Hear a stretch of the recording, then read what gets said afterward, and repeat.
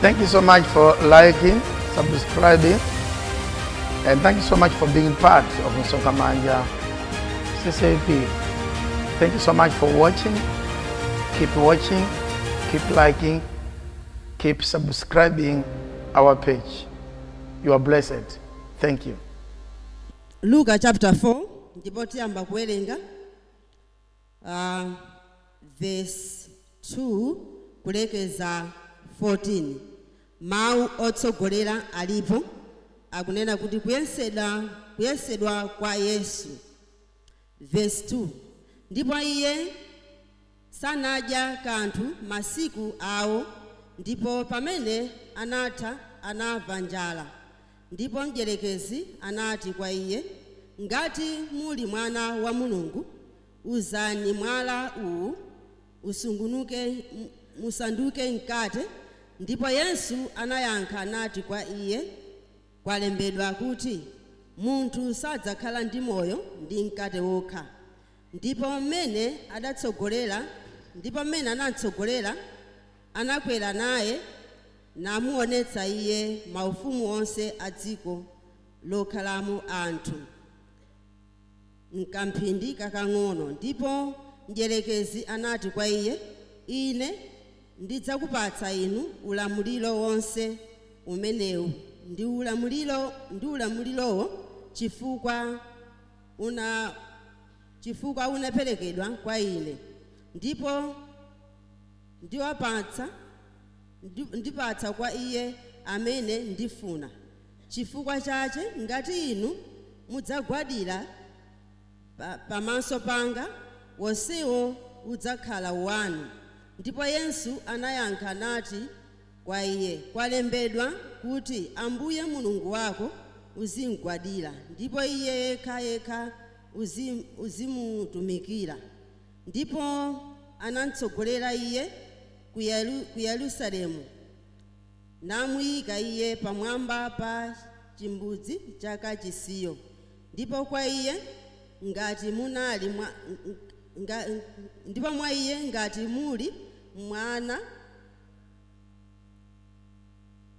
muli mwana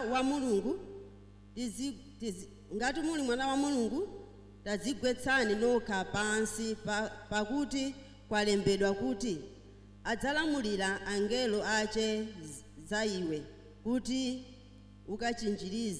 akuchinjirize, ndipo pamanja awo adzakunyamula iwe, kuti ungagunde konse phazi lako pamwala. Ndipo Yesu anayankha nati kwa iye, kwanenedwa, usamayese Ambuye Mulungu wako. Ndipo mdierekezi mmene adamaliza mayesero onse analekana naye kufikira nthawi ina. 10 verse 14 yomaliza. Ndipo Yesu anabwerera ndi mphamvu ya Mzimu ku Galileya, ndipo mbiri yace ya iye inabuka dziko lonse loyandikira. Amen. Mulungu wabwino ndi wamkulu, apitirize kuwerenga mawu yawa kunsi kwa miyoyo yathu, ndipo kwa iye kuzikhala ulemu ndi ulemerero lero ndi nthawi zonse. Amen. Mawu Mulungu amene tawerengawa, mutu umene ndinawupatsa kunena kuti chipambano njira ya masautso ndi mayesero. Chipambano njira ya masautso ndi mayesero. Ndipo mukhoza kuona pamene ndinali kuwerenga mawuwa, muli zambiri zimene timaona ndi kumva zokhudzana ndi nyengo zimene anthuwa anali kudutsamo. Koma chimene ndachita nacho chidi nchonena kuti monga tinawalengera koyambirira ku Ekesodo, pamene ana Israeli, pamene Farao anawalola kuti tsopano akhoza kumuka kuchoka ku dziko la Igupto kupita ku dziko la malonjezano, chimene Mulungu anachita pa iwo, ngakhale kuti amaona kuti pamene akuwachotsa ku dziko limene akuwalonjeza kuti akhoza kumuka, njira yoti adutse inalipo yapafupi. Koma Mulungu chimene anachita sanavomereze kuti akhoza kudutsa njira imeneyo. Ndicho linga chonena kuti anthuwo pakuona adani awo amene ali kubwera mbuyo akhoza kudodoma ndi kuchita mantha. Ndimaona kuti njira sinasinthe njira ya ana Israeli. Anayendabe mchipululu. Koma ngakhala anayendabe mchipululu, Mulungu anayikabe chisomo pa njirayo. Mulungu anakhalabe kumbali yawo. Ngakhala kuti njirayo anayizungululitsa, njirayo anayitalikitsa, ngakhala kuti njira yapafupi inalipo imene akanatha kudutsa. Ngakhala kuti njira yapafupi inalipo imene akanaona ukulu wa Mulungu ukuonekera pa iwo. Koma Mulungu sanalole zimenezo. Anafunabe kuti adutse njira yayitali. Mwina amafuna kuti aone kuti mwina ana Israeliwa akachita mantha akhoza kubwerera nanena kuti ife kuli bwino tibwerere mbuyo popeza taona adani athu akutilondolabe. Koma Mulungu anazichita izi ndi cholinga chonena kuti ulemerero wake ukaonekere pa iye. Ndimaonanso kunena kuti pali nyengo zina zimene anthu amadutsamo, ndipo tikamadutsamo nyengozo zimaoneka zovuta ndi zoopsa. Nyengozo zimaoneka kuti sitingathe kudutsamo, sitingathe kuwoloka, sitingathe kuona ukulu wa Mulungu. Ndi zimene ana Israeli amaona mkati mwawo.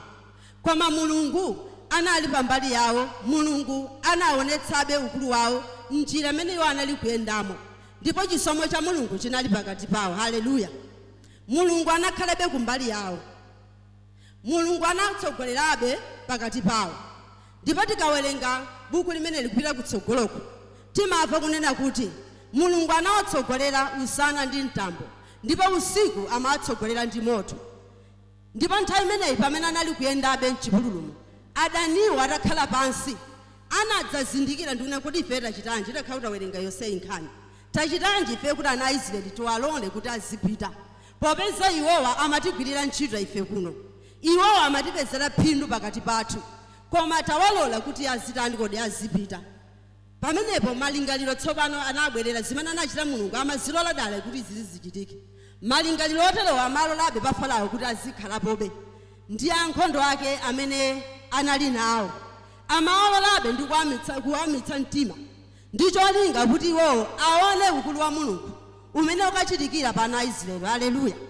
Ndifuna chake mawuwa akhoza kutilimbikitsanso ifeyo kunena kuti pamene tikhoza kudutsa mu nyengo zosiyanasiyana, nyengo zimene tikhoza kuona kuti ndi zovuta, nyengo zolephereka, koma tisade nkhawa chifukwa chisomo cha Mulungu chimakhala kuti chili nafebe. Haleluya. Ana Israeli chisomo chawo chinalipobe ngakhale nyengozo zinalipo. Njirama amakumana nazo, ndipo amayankhula zina mwina zomupeputsa mtumiki wawo, amamupeputsa mtsogoleri wawo, namenena kuti ifeyo watitengeranji Moses. Amati akachauka ndikuona kuti adaniwo akubwera, ukanatisiya ife. Tikanakhala kuti tinawerenga bwino nkhani yonse, ukanatisiya ife popeza kukhala ku Igupto kumatikomera ifeyo kugwira ntchito m'manja mwa Farao. Koma iwe walola kuti ife tithere muno mchipululu. Koma chokoma mtima ndi cha Mulungu chimene amaonetserabe pakati pa ana Israeli, amamulimbikitsabe Moses kuti alole ana Israeli azirani kodi aziyenda. Haleluya. Ana Israeli amayendabe chifukwa chisomo cha Mulungu chinali pakati pawo. Chisomo cha Mulungu chinali kuwatsogolera. Zowazo zinalipo koma Mulungu anali pakati pawo. Ndimatero kunena kuti ifeyo pamene tinasankha njira ya Chikhristu, pamene tinasankha kuyenda ndi Ambuye wathu Yesu Khristu, pamene tinasankha kuti ine palibenso china chimene ndikhoza kuchita koma ndimulole Yesu akhale mbuye ndi mpulumutsi wa moyo wanga, dziwani kuti zilipo mu njiramu zimene tizikumana nazo. Ndipo dziwani kuti zilipo njiramu zokumana nazo zosamwitsa, zilipo zotikokera mbuyo, zilipo zotilondola.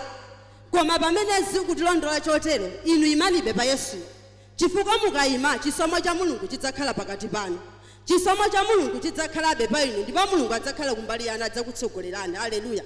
Ndifo chaka ana Israeli Mulungu anatsogolerabe, Mulungu anayenda nawobe kufikirana anapambana, kufikirana anaona chigonjetso kutsogolo kwawo, kufikirana anaona adani awo amene anali kumira m'madzi. Ndipo pamene anawoloka nyanja yofira, Aaroni ndi Moses ndi ana Israeli anayimba nyimbo ya chigonjetso. Haleluya. Chifukwa cha ukulu wa Mulungu umene unatani kodi unaonekera. Pamene muyimabe pa Yesu Khristu mu nyengo zonse zimene mukhoza kukumana nazo, Yesu Khristu akakhala kumbali yanu mudzapambana mayesero onsewo. Alipo anthu ena amagwedezeka ndi mayesero akabwera pakati pawo. Amagwedezeka, amalephera kuti akhoza kugonjetsa mayesero, akhoza kugonjetsa masautso amene amabwera pakati pawo. Koma dziwani kuti Mulungu zina amazilola kuti pa inu ndine zifike. Ndicho cholinga chonena kuti ukulu wa Mulungu tani kodi uonekere. Amagwedezeka yena mwina chifukwa agona ndi njala, ndikugwedezeka chifukwa cha yesero lotero. Ena amasunthika mwina ndi mmene aneba amene ayankhulira. Pena ndikuyiwala kuti iwo ndi akhristu, pena ndikuyankhula mwina mosayenera mosefukira. Akakhala mayi azanga achigwirizano ndi amachitonena kuti ayi chikakhala chigwirizano timachita kugula saluyi ndi ndalama, ndipo tikatero timakasoketsa ndikutani kodi ndikuvala ndi ndalama zanga, ndipo ndi ufuluso ndikhoza kutani kodi kuchisiya pasi. Ndipo chaka mudzaona azimayi ambiri amene amalonjeza pamaso pa Mulungu kunena kuti ineyo ndidzachita ntchito zonse za mu mpingo, ndidzamtumikira Ambuye. Koma ngati Mulungu sali kumbali yawo, ngati sanawasankha amayi oterewo, zonse amalonjeza apapo zimakhala chabe. Yesero likabwera pa iwowo amagwedezeka, ndipo akagwedezeka amazisiya ndikubwerera mbuyo. Samapambana masautso onsewo amene amakumana nawo. Koma mzimayi amene ali ndi Yesu, mzimayi amene anachita chisankho chabwino kuti ine Ambuye ndiyenda nanube, ndipo ndikufuna inu muziyenda nane, ndikufuna kuti inu muzinditsogolera. Mzimayi otereyo ngakhale yesero litabwera pa iyeyo amapambana mayesero onsewo. Ngakhala atagwedezeka kaya ndi vuto la mbanja, iyeyo ngati mzimayi ntchito yake ndikumuuza Ambuye. Ndipo Bible limanena kuti bondo lililonse litani kodi lipinde. Tili ndi zipinda zimene timakhala nazo m'manyumbamo. Mmenemo mzimayi ayenera kupinda bondo lake ndikumulirira Ambuye, ndikune kuti Ambuye ndili pano, kozani mavuto amene ndili nawo, kozani yesero limene labwera pa ine. Koma kulira sikungatithandize. Kulira kwina kulikonse kumene tikhoza kumalira pamaso pa Ambuye popanda phindu sikungatithandize. Koma tilire ndikumuuza Ambuye ndikufuula kuti Ambuye izi ndichotsereni, ndipo Mulungu amakhala kumbali yanu. Mulungu amakuyenderani nachitira chifuniro chake, ndipo chipambano chimaonekera chifukwa chisomo cha Mulungu ndichodani kodi ndichokwanira. Koma tikayamba kulira ndikulengeza ndikumayenda vutolo ndimankana simupambana. Ndimakumbuka ine kunena kuti nthawi zinafika ko nyengo zina osati zimene ndikukhanga ndili nazo, koma zitafika nyengo zosautsazo ndinayima ndikumuuza Ambuye kuti Ambuye ndili pano, chitani chimene Mulungu Yehova mumachitira ana anu, imirirani Yehova chimene mumachitira ana anu. Ndipo ndinamuona Mulungu khala okhulupirika. Haleluya. Njirayi ndi yosautsa, njirayi muli minga, njirayi muli zowawa, ndipo chikhristu chosayesedwa ndi chikhristu chachani kodi chakufa. Mudzazidabwe ngati inu chikhristu chanu mukhoza kumangoyenda koma yosayesedwa. Koma mukayesedwa imiriranibe pamaso pa Mulungu, muyitane na Ambuye popeza iye adzakhala kumbali yanu, ndipo chisomo chake chidzakukwanirani. Haleluya. Ndipo chaka ana Israeli Mulungu analola kwayendetsabe mchipululu, koma mchipululu simotani kodi simofera, timangotani kodi timangodutsamo. Anadutsa ana Israeli kufikira na chigonjetso chinaonekera. Osamataya mtima ndi zinthu zimene mukumana nazo, osamakhala kakansi ndi zinthu zimene mukumana nazo, kaya ndi abambo nyengo zimene mukumana nazo, popeza nthawi zina abambonso amatha kugwedezeka. Imani musayesedwe ndi zinthu zimene zikhoza kukufikirani. Abambo ambiri amayesedwa mwina ndi kunyengedwa ndi anzawo zinthu zosadziwika. Koma ndikupemphani kunena kuti imiriranibe, popeza ulendowo ndi wosautsa, ulendowo ndi wofunika kupirira, ulendowo ndi wofunika kuyendabe ndi Ambuye wathu Yesu Khristu. Ndipo mukapirira chigonjetso chidzaonekera. Chipatso chopirira chimabereka chipatso chabwino. Haleluya. Chipatso chopirira ndipo chimakhala chipatso chokhwima. Koma mukapanda kupirira simudzapambana. Ndipo ndimaonanso kunena kuti monga tinawerengeranso ku Genesis chapter 39 kuyambira verse 12. Ndimaonanso chimene Mulungu anaonetsera kunena kuti Ambuye sadapatutsebe yesero limene Yosefe anakumana nalo. Sana lipatutsebe yesero limene Yosefe anakumana nalo. Analolabe kuti Yosefe mayesero atani kodi akumana nawo. Inu zinatu amalola Mulungu kuti mukumane nazo. Malingana akaona ndimene numatani kodi mayimira. Amalola mayesero amalola kuti paifazirani kodi azibwera.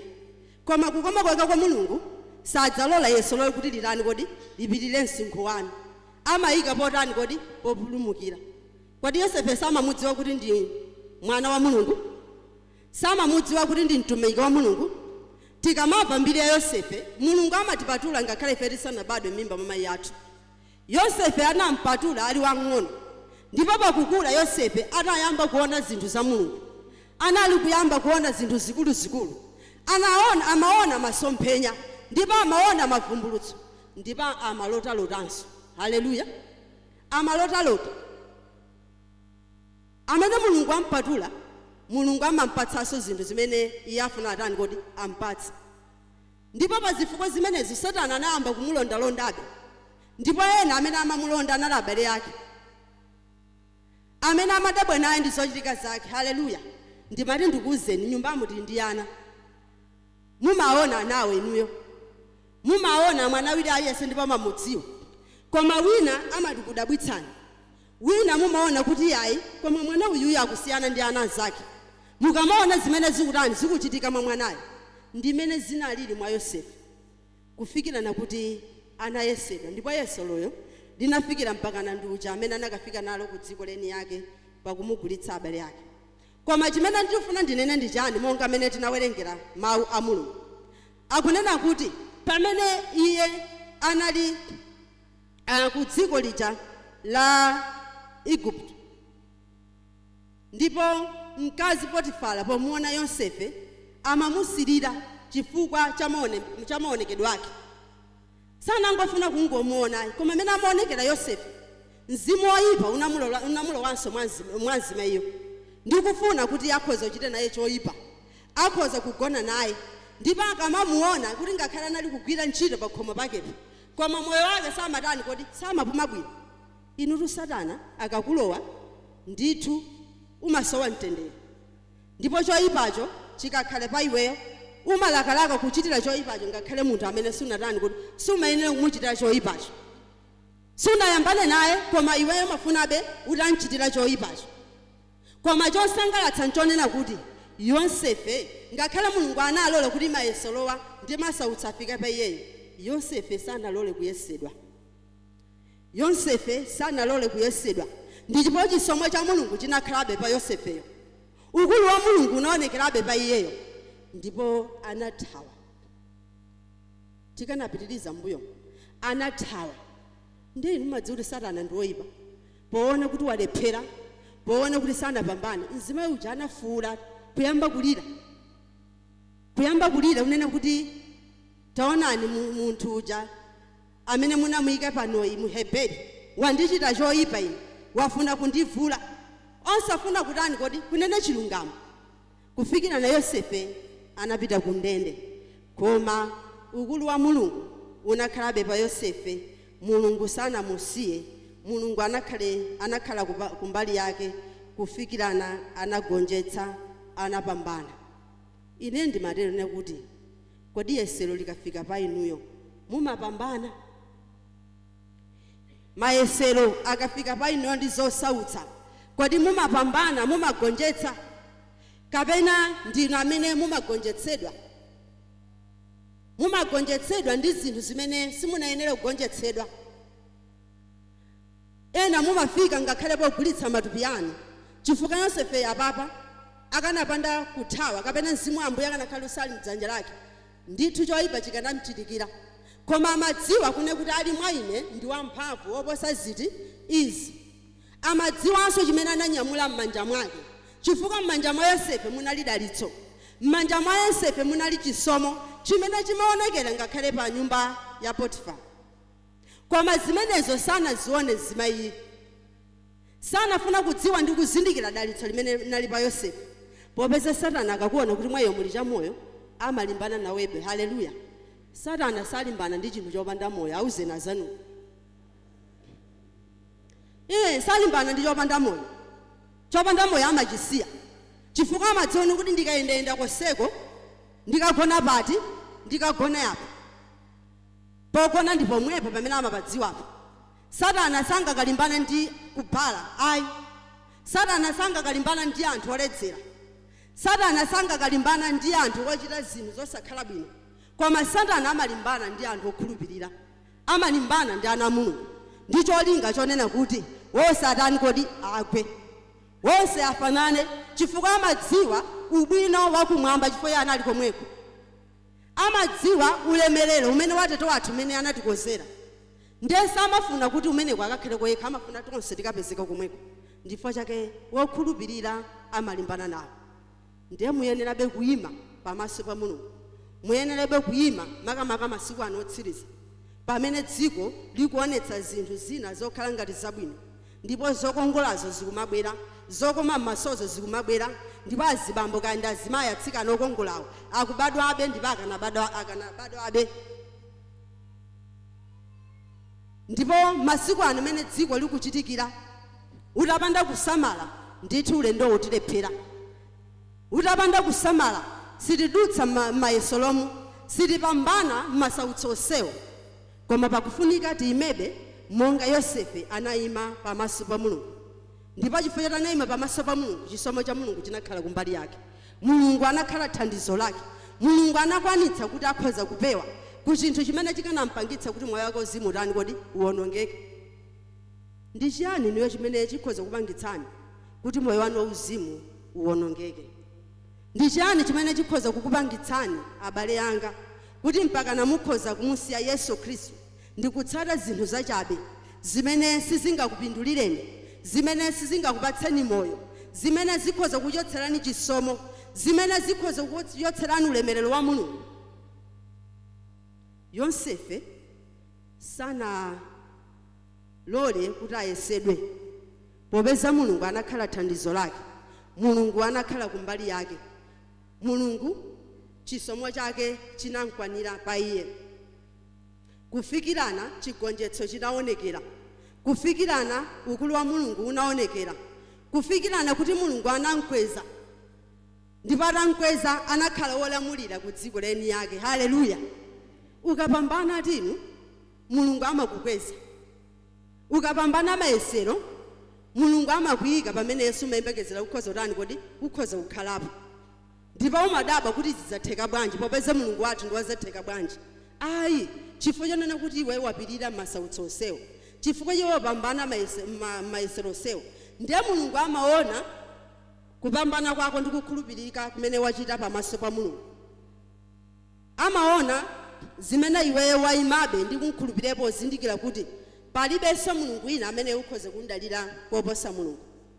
Ndimatero kunena kuti mudzakhala olamulira mukapambana ndi kugonjetsa mayesero. Tauzana zanuwo. Mudzakhala olamulira mukapambana ndi kugonjetsa mayesero. Yosefe analamulira dziko leni yake, ndipo izi zinampangitsa kuti ulemerero umene anawulandira dziko leni yake unafikira ngakhale kwa mitundu yakwawo, unafikira ngakhale ku banja lawo, unafikira kuna kuti akhoza kumpatsa dziko lake limene akhoza kulamulira, ndipo ulamuliro wonse uli mdzanja lake ku dziko lija la Egypt. Koma inu mukapanda kuyimabe, mukapanda kupewa ku mayesero onsewo, simudzapambana, simudzagonjetsa, ndipo oyipayo adzakuonongani, adzakupwetekani. Ndifukwa chake tiyeni tikhale ife amene tikhoza kuyimabe ndi kupambana mayesero onsewo.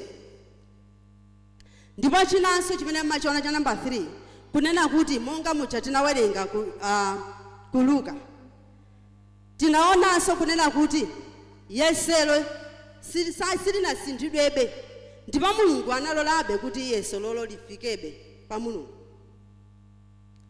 tikhoza kuonanso kuti wina amene analandira mayesero amenewa ndi Hava amene analephera kunena kuti akhoza kugonjetsa, akhoza kupambana, pamene njoka inabwera ndi kumpatsa chakudya choletsedwacho, pamene anamuwuza kuti chipatso ichi musadye, ndipo ananyengerera, koma popeza analibe ndi chidziwitso chokwanira tikhoza kunena kotero. Sindidziwa ngati Mulungu mwina anazilolanso kuti zikhoza kufika poteropo, koma iyeyo analephera kuti akhoza kugonjetsa, kufikirana anagonjetsedwa ndi kutenga chipatso chija ndi kudya. Koma Ambuye wathu Yesu Khristu ndi chakudya chomwecho chimene Hava analephera kuti akhoza kugonjetsa, Ambuye Yesu Khristu anatani kodi? Anagonjetsa. Mene tinawerengera kunena kuti Satana anampeza kuphiri komwe kuja pamene Ambuye wathu Yesu Khristu anali kukapemphera, ndipo amamuyankhula zambiri mujatava zija kuna kuti ngati uli mwana wa Mulungu inde takwera pamwamba apa uzigwetse, ngati uli mwana wa Mulungu sanduliza mwalawo kuti ukhoza kukhala nkati. Ndipo nthawi yonseyo amabwera amadziwa kuti panopa nde Ambuye Yesu koma njala yampweteka, panopa nde watheka, koma amene zilimu palibenso china imene akhoza kuchita, akhoza kutani kuti akhoza kuvomera kudya chakudyachi. Koma Ambuye Yesu popeza ndiye mwini moyo, ndiye mwini zonse, amadziwa kunena kuti uyu ndi mdierekezi, ndipo amamuyankha kuti usamuyese Ambuye Mulungu wako. Anayesera mayesero onse amene iye anamuyesa Ambuye Yesu kuti akhoza kupambana, koma analephera kufikirana kuti Ambuye Yesu anapambana ndipo woyipayo anathawa. Haleluya. Ambiri tu amayesedwa ndi chakudya chomwechi, ambiri amagonjetsedwa ndi chakudya chomwechi, ndipo nkana makamaka m'maphwandomu nde amayesedwa kuti mene achitira amayi awa, koma mene aonekera ndi kunyumba kwa ndizochita zimene achita apapa ndizosiyana kuti akafika paphwando ndikudabwanso kuti kodi ndi omwe wacha. Koma amene achichirikire, ena amene achitikire pamenepo, ena mpaka nomatengako zina kumabisa mamaka misonkhanomo, ndipo maonetsa umunthu ndi chikhalidwe cha munthuyi, ndi pamene timamutse kuti amayi Najeri ndi awo onsati aja timaona aja, koma yawo ndi amayi Najeri amenewo akuonetsa chifukwa chachani za ntchito imene iwo ikutani kodi ikuonekera mwa iwo. Amayi Najeri ndi awo ndimene ayankhulire, ndimene achite zinthu pa gulupo, ndiye timadziwa kuti uja amaoneka uja ndi wina amaoneka uchalichi uja, koma munthu weniweni ndi utiyo ndi uyoyo chifukwa ntchito zake zambotani kodi zamba kuonekera. Anthu amayesedwa ndi zinthu zing'ono-zing'ono, amayesedwa ndi chakudya, amayesedwa ndi umphawi wofika na kuagonjetsa ndi kuchita nacho choyipa. Haleluya. Ena amayesedwa mwina mpaka na kukaba kumene, kulephera kuti akhoza kugwira ntchito ndi manja awo, mpaka amayesedwa kuchita chinthu chimene sananenetani kodi kuchita. Anthu ndikumadabwa kuti akula mpingo auja aja atikuzavuta, ave mbiri zake zosakhala bwino. Mwinanso chimene achititsidwa manyazicho chinthu chaching'ono-ng'ono chazi, chifukwa alephera kuti akhoza kupambana m'masautso ndi mayesero nyengo zimene akutani kodi akudutsamo. Koma Ambuye wathu Yesu Khristu anapambana mayesero onsewo. Ambuye wathu Yesu Khristu anagonjetsa mayesero onsewo. Ndimatero kunena kuti ifeyo ngati okhulupirira, ngati ife ana a Mulungu, pamene tikumana nazo nyengo zotolozo, tiyeni tiyimebe pamaso pa Mulungu, kaya ndi umphawi, kaya ndi kuvutitsidwa kwa ana athu m'manyumbamo.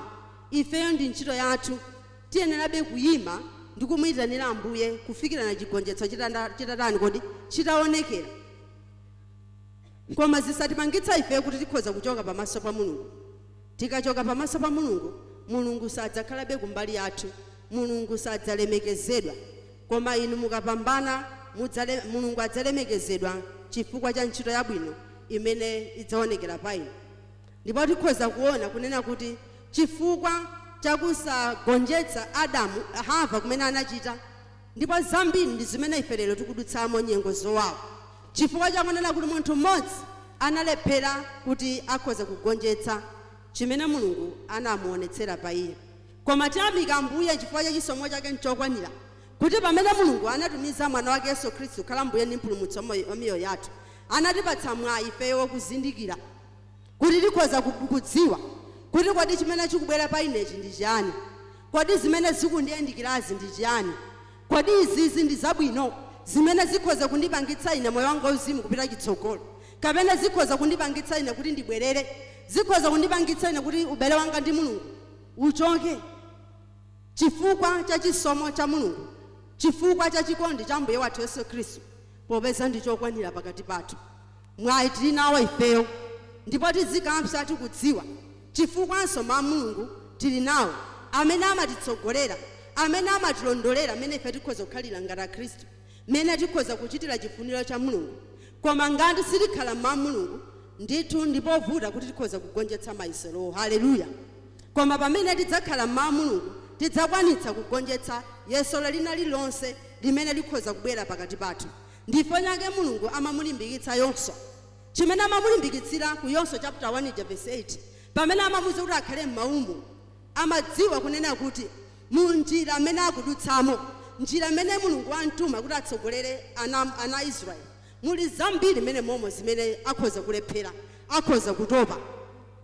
Koma amamulimbikitsa kuti akhale mwa mulungu, kuti mayesere ena aliwonse amene akhoza kuma nawo iye akayimabe, sakafoka, akapitebe chitsogolo, akayimabe ndi kundalira mulungu, popeza chisomo cha mulungu ndi chotani kodi ndi chokwanira. Haleluya. Ndipo pomaliza ndinaona kunena kuti ndikotheka ndithu kuti tikhoza kupambana mu njira ya mavuto, ndizotheka kupambana mu njira ya mavuto. Koma tikuonabe kuti anzathuwa ena monga Hava sanakwanitse kuti akhoza kupambana mu njira ya mavuto amenewa, ndipo sitingathe kuphunzirako mwina kabwino kanikeni, chifukwa yeye analephera kuyimabe ndi kukhulupirira mulungu. Chimene anachita Hava, iye anakhulupirira bodza limene njoka inamuwuza kubwera pa iyeyo. Haleluya. Alipo yena ati amakhulupirira mabodza, zinthu zoti sakuzidziwa, nkhani amene ayambira sakuyidziwa kuti ayambira pati, koma amene ayinyamulire pamenepa nkhaniyo, mene azipite nayo ukoko, koma nkhaniyo alibe nayo umboni weniweni, koma amene ayifalitsiremo anthu ndikukhulupirira kuti zochitikazi ndi zachiyani kodi ndi zoona. Ndipo inu ndinu mboni, mukhoza kuona mene zimakhalira ma social media, anthu akumapeka nkhani, ndipo anthu akumanamizirana, ndipo anthu akumachitana chipongwe, ndipo anthu akazimva nkhanizo amatani kodi amakhulupirira na amaona ngati ndi zoona. Tsono Hava apadakhulupirira kuti ayi, ngati aunena kuti chipatso ichi ndidye ndipo ndikadya sindidzatani kodi sindidzafa. Ndipo pamene amakuwuzani kuti musadye, amadziwa kuti mulungu mutani kodi mufanana naye. Iye nkumaonadi, ndipo amadziwa nena kuti maso anu atani kodi atseguka. Zimenezi amafuna kuti musaone, koma ukadye chipatso ichi maso anu atani kodi atseguka. Ndani atseguka aditu? Ndatatseguka suja timaona kuti anamba kulira, zowawa zinabwera pakati pawo, chisomo chinawachokera chifukwa anakhulupirira bodza. Sanafune kufunsira nkhope ya mbuye, koma pena ndimanena kuti mwina mulungu anazilola zimenezi kuti zichitike. Haleluya. Ndimaona kunena kuti ndithu ifeyo tikhoza kuphunzirapo zina zimene azathuwa anazichita. Chinanso chimene ndimaona kunena kuti tikuphunzirapo kuchokera kwa Yosefe. Yosefe akutiphunzitsa kunena kuti pamene iye yesero mene ndabwera pa iyeyo, Yosefe anakwanitsa kuthawa. Sanafuna kuyima, koma iye anathawa, anachithawa choyipacho, chifukwa anadziwa kuti ndikapanda kuthawa choyipacho china chake chatsoka chitani kodi chichitika. Ena ati amalephera kuthawa mayesero, ena amalephera kuthawa choyipacho chikamabwera, makamaka ukakhala kuti ulibe mphamvu ya mzimu woyera, palibe chokuletsa, umalephera kuti ukhoza kuthawa, umalolera choyipacho kuti chitani kodi chichitike. Ndezikachitika kama kufuzani nanga ine kodi mati ntani nanga ndikachitaponso chiyani nanga mene zina lilimo. moti ukhoza kumavomera zimenezo kuti mpaka ukhoza nakuti andikadatani ukudziwa ndithu kuti chinthu ichi sichabwino sichinayenera kuti chikhale pa ine. Koma Ambuye wathu Yesu Khristu akunena kuti ifeyo tikathawa Yesu lolo tidzapambana. Kaya munthu anachita kunyengerani bwanji, kaya anachita onena kaya mapulani ya mtundu wanji, kuonetsa ngati kuti inuyo zinthu zikhale zili bwino, koma inuyo thawani, pewani kuchoyipa. Kaya ndanyamata zanga pewani kuchoyipa. Popeza dziko lapansi lero likuyenda ambiri akuyenda ndi dzikolo. Anyamata ambiri akulowa m'mayesero. Popeza lero dziko lapansi ndipo ndinu mboni.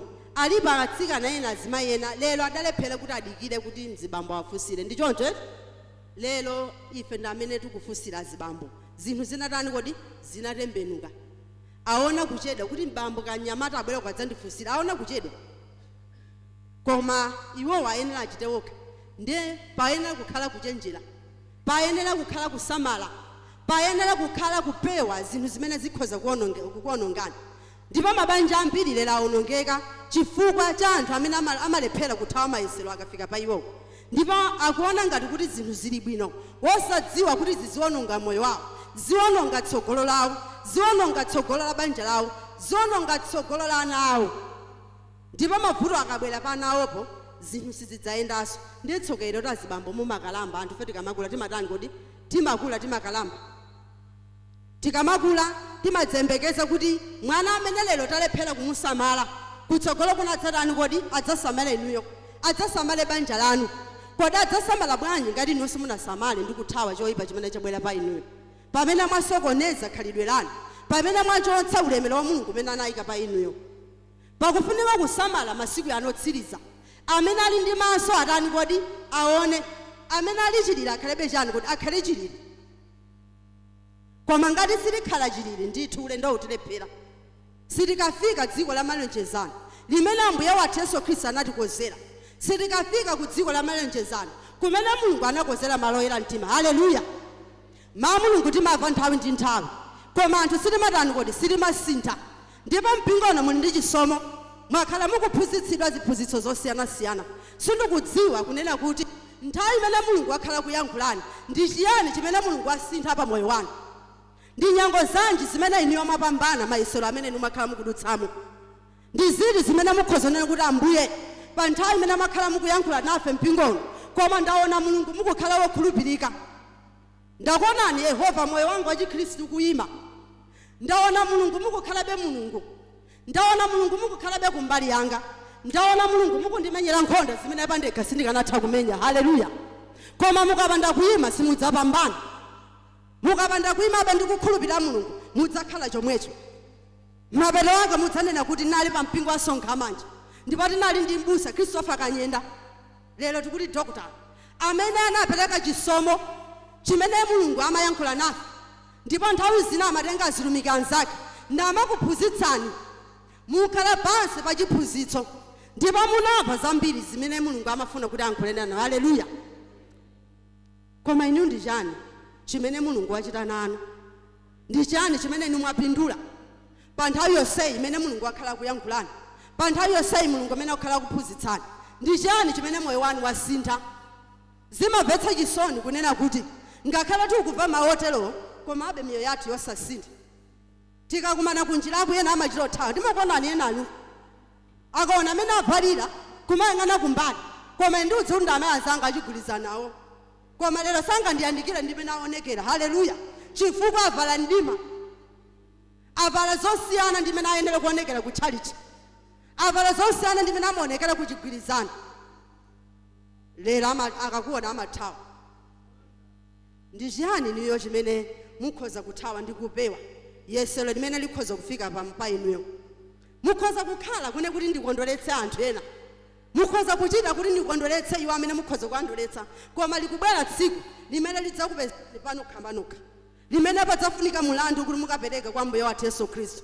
Sadzakhala nawo azanuko iyayi, mudzakhala nokha popeza ulendowo aliyense ndi wayekha wayekha. Haleluya. Tikhoza kupusitsana amene tikhoza kupusitsirana, tikhoza kuchita amene tingachiteso, tikhoza kuoneka ngati kuti zinthu zili bwino, koma lilipo tsiku limodzi lokha limene mudzayimba pa mlandu wa kuweruza. Haleluya. pakufunika kusamala, pakufunika kupewa, pakufunika kuthawa mayesero amene akhoza kubwera pa inuyo. Yosefe anakwanitsa kuthawa yeserolo, sanafuna kugonjetsedwa ndi zinthu amba. Kwati ndi ndaninso uja amene anapereka ulemerero wa Mulungu chifukwa cha chakudya mphodza? Sanapereka mpaka kugulitsa ukulu wake.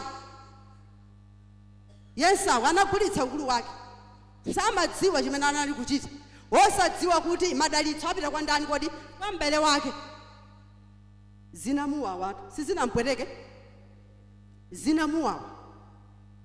Ndiye ndimatero kunena kuti ifeyo tiyeni tipewe kumayesero amene akhoza kubwera pakati pathu, amene akhoza kutichotsa pamaso pa Mulungu.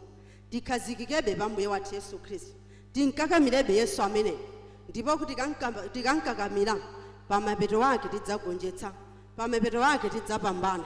Koma tikapanda kutero, chigonjetso ndi chiwonongeko chilipo pakati pathu. Haleluya. Mulungu wabwino ndi wamkulu apitirize kulalikira mawu awa kunsi kwa miyoyo yathu, ndipo kwa iye kuzikhala ulemu ndi ulemerero lero ndi kunthawi zonse. Amen. Thank you so much for liking, subscribing, and thank you so much for being part of Nsonga Manja CCP. Thank you so much for watching. Keep watching, keep liking, keep subscribing our page. You are blessed. Thank you.